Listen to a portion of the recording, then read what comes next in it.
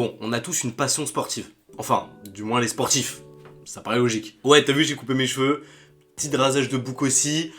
Renouveau ou pas? Non, c'est juste que je voulais raser le bouc pour qu'il pousse plus vite. Toujours vivant, rassurez-vous. Bref. Ça fait un petit temps que j'avais pas fait de podcast, donc je reviens là et avec un sujet assez important pour moi qui est le parcours.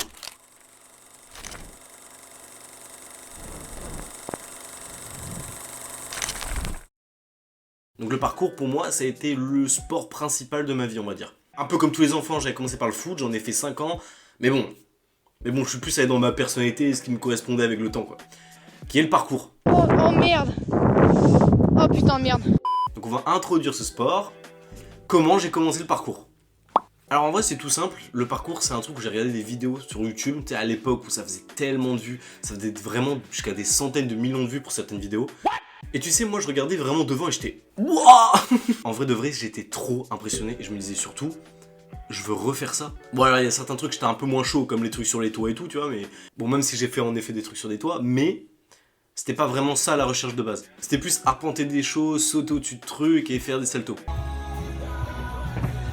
Retiens bien aussi ce truc de faire des saltos. Parce qu'en vrai, ce que je te présente, c'est plus du trekking, si tu veux, avec l'accent, plus que du parcours. Voilà, c'est un peu la spécialité. Pour ceux qui veulent savoir vite fait avant de continuer la vidéo, le trekking, ça va plus s'apparenter dans les saltos. Le parcours, ça va plus s'apparenter à de l'escalade, des sauts et urbains, ça veut dire dans les rues. Donc le trekking, tu peux très bien le faire en intérieur. Le parcours, c'est un peu plus chiant. Le but, c'est d'aller à l'extérieur.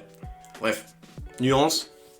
Du coup j'ai regardé ces vidéos et je me suis dit c'est trop stylé, je veux faire ça. Donc j'ai mis un petit peu de temps quand même avant de m'inscrire parce qu'en fait déjà c'est un peu plus caché, c'est pas un sport que tu vas pouvoir retrouver partout et tout le temps. Donc déjà rien qu'à trouver la sauce j'ai un peu galéré. Ensuite il faut savoir que j'étais au collège en 3ème donc j'étais un peu un galérien plus. Mais j'ai fini quand même par m'inscrire. Stylé. Donc concrètement t'es comme un fou quand tu viens. Déjà tu te dis que tu vas pouvoir faire plein de trucs et que ce que t'aimes, mais t'as un prof. Et le prof frérot, c'est un prof. Donc toi quand tu veux faire du trampoline ou sauter au-dessus d'un truc ou faire ça, il va dire non, faut que t'as ça, on a un exo à faire, exprès pour et voilà. Et il faut quand même que là maintenant je précise un truc, au parcours ou même au trekking, si vous voulez vraiment progresser le plus, ça va être seul.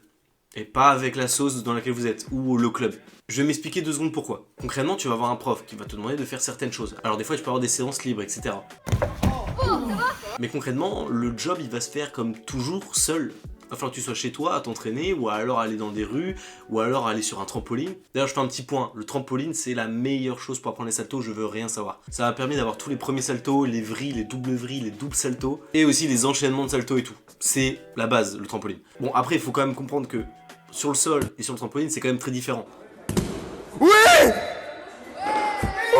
Mais déjà, ça pourra te faire comprendre le mouvement et t'enlever plein d'appréhension de la peur. Bien sûr, je répète, mais il y a certains saltos, il faut être paré pour les faire. Comme le salto arrière.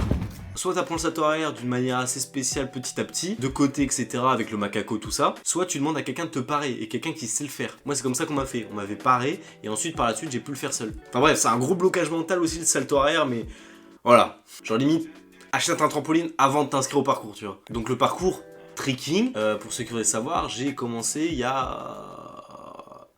en 3ème seconde je crois. Et j'ai arrêté en terminale. Enfin, j'ai fait entièrement mon année de terminale, mais après ça j'ai fini. Voilà. Donc ça fait 3 ans, peut-être 4, mais j'ai un doute. Et en vrai, pour 3 ans, je trouve que j'étais pas mauvais. Alors, certes, tout ce que tu vois là, franchement, j'aurais pu l'apprendre en 1 an, mais...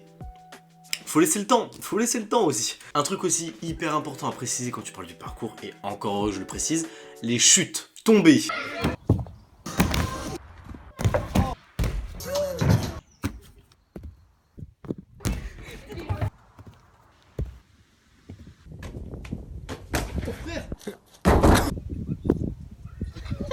Se casser la gueule, se casser la figure, t'as encore plein de synonymes comme ça et tu vas en avoir besoin. Ce qui est logique gros, tu vas faire plein de chutes. Et aussi bizarre que ça puisse paraître, je me suis jamais blessé sérieusement. Jamais. Forcément j'ai déjà eu mal plein de fois, mais je me suis jamais vraiment blessé. Juste une fois où j'ai fait tomber un parpaing sur moi. Au goûter, ça croustille. Mais c'est autre chose. Et d'ailleurs des anecdotes comme ça j'en ai plein. Genre comme par exemple la fois où j'ai mis ma main en haut d'un mur pour le choper. Et la plaque est tombée sur moi. C'était de la pierre, ouais.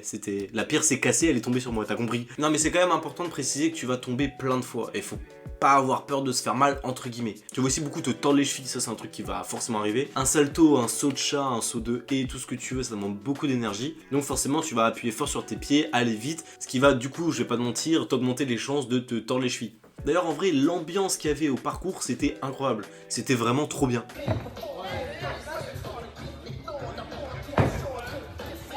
Ah, allez les gars, allez. Allez. Glenn. Allez.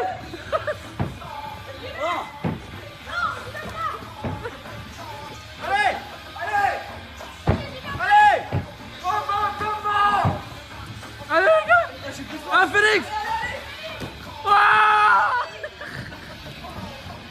Il y en a trop. Glenn, un super héros. Genre concrètement c'était un peu une famille. Genre ma première année j'ai pas trop kiffé parce que c'était dans une petite salle. C'était vraiment grave urbain donc plus parcours. Et moi en vrai je me suis rendu compte petit à petit que je voulais plus aller dans les saltos. Donc concrètement ce qu'on m'a fait c'est que l'année d'après on m'a mis dans une salle de gym. Donc c'était par défaut. Mais en fait je me suis rendu compte que c'était tellement ce que je préférais. On avait plus d'espace, plus de matériel pour pas se blesser. On avait plus de matos pour se défier. Et j'étais avec des gens qui étaient forts. Donc il y avait que des défis tout le temps. Des fois ça fonctionne aussi sur l'ego, mais comme je le répète, des fois l'ego dans le sport peut être pas trop mal. Bon, faut pas que ça en devienne obsessionnel non plus, mais des fois juste se lancer des défis entre potes à la con, ça peut être tellement bien. Bon, ça enlève pas non plus aussi le risque de blessure, mais ça l'augmente même. Et ce qui est encore plus drôle, c'est que moi personnellement, je faisais des défis aussi avec mon prof, parce qu'au bout d'un moment je commençais à avoir son niveau, même sans trop me vanter, à la fin je commençais même à être meilleur que lui. Surtout ce qui était le plan des saltos bien sûr, tu vois. Après au niveau du parcours il m'éclatait, mais tout ce qui était les saltos, ouais non j'étais meilleur que lui. Donc du coup je t'ai dit, ma première année c'était dans une petite salle pas ouf avec du mobilier. Deuxième année c'était plus dans une grande salle de gym où j'ai beaucoup plus kiffé. Et la troisième année il y a eu un petit hic. Si tu veux, la sauce m'a demandé, pour être avec les gens de mon âge, d'aller dans la salle réservée à ceux de mon âge, qui était la petite salle avec du mobilier que j'aime pas. J'ai fait non, je vais aller avec les plus petits et je vais aller dans la grande salle. C'est ce que j'ai fait pendant une année. Donc concrètement, ce qui se passait, c'est que les petits, ils apprenaient le saut de chat et moi, je tapais des gros saltos à côté d'eux. C'était très drôle. En gros, à chaque fois que je passais, ils me regardaient tous. L'ego, il en a pris un coup. Mais ce qui était bien. En étant un peu plus sérieux, des fois aussi, parce que je me faisais chier, faut comprendre, je lançais des défis à mon prof de parcours. Donc j'en avais deux. Là, c'était indifférent. Bon alors, pour que personne soit perdu, ça, c'est le prof que je parlais au début. Et ça, c'est celui que je parle maintenant. Et pareil, là, j'étais à peu près aussi bon que lui. Alors, au niveau des saltos, je le pulvérisais parce qu'il était pas très bon là-dedans. Par contre, au niveau du parcours, il me pulvérisait. Voilà, c'est juste la nuance. Mais du coup, j'essaie de le défier au parcours et moi, je le défie au salto. Sauf que tu comprends bien qu'il a un cours à gérer avec des gosses. Du coup, en fait, souvent, ce qui se passait, c'est qu'il me donnait un défi. Si j'y arrivais le défi, il voulait bien déconner avec moi. Si j'y arrivais pas, il y avait cours et je devais faire ma gueule. Donc, en cours de parcours avec des gosses, tu m'as vu taper des 16 tractions juste pour pouvoir faire des saltos. Tranquillement dans la salle. Ouais, c'est ridicule. Donc maintenant qu'on a vu ça, on va parler vite fait de ma progression dans le parcours. Oui. Concrètement, au début, c'était pas ouf. Oui. C'est normal, c'est le début. Et c'est dans toutes les choses. Parce que j'ai l'impression, des fois, certaines personnes ont du mal à comprendre. Même si tu as des capacités, même si tu es un peu plus doué ou un peu plus nul, tout le monde commence par quelque chose. Et souvent, c'est naze. Même si t'es plus doué que la moyenne. Franchement, tu vois ce que je faisais, ça faisait de la peine. Mais il y a eu des moments où forcément c'était pendant ma croissance, donc j'ai grandi, j'ai pris un peu en muscle aussi, et surtout j'ai eu un trampoline. Et ça, je le répète, mais le trampoline, c'est parfait. Par la suite j'ai continué, j'étais vraiment déterminé, et ça s'est vu que petit à petit, c'était de mieux en mieux. J'ai commencé à taper des enchaînements, des trucs de plus en plus stylés, même des fois des doubles vrilles sur le sol. Et franchement, même si j'ai arrêté, je sais que j'étais vraiment pas loin, et même pas que j'étais pas loin, j'aurais pu carrément taper un double salto arrière. Rondade double salto arrière, je sais vraiment que j'aurais pu le faire. Juste, j'ai pas eu les couilles de le lancer, mais je sais que je l'avais. Et va savoir, peut-être que ça sera une prochaine idée de vidéo. Apprends le double salto arrière. Mais bon, seul le temps de nous le dira. Concrètement, ma rondade, je l'avais parfaitement, et le salto arrière qui suivait parfaitement.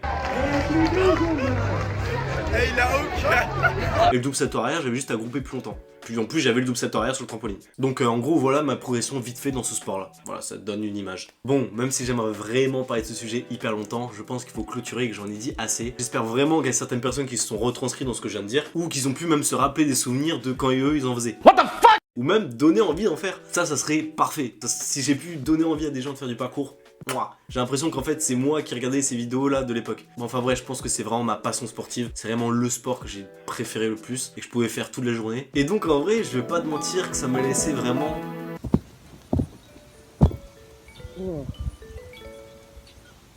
J'ai pris cher sa mère. De bons souvenirs. Oh merde. Oh putain merde.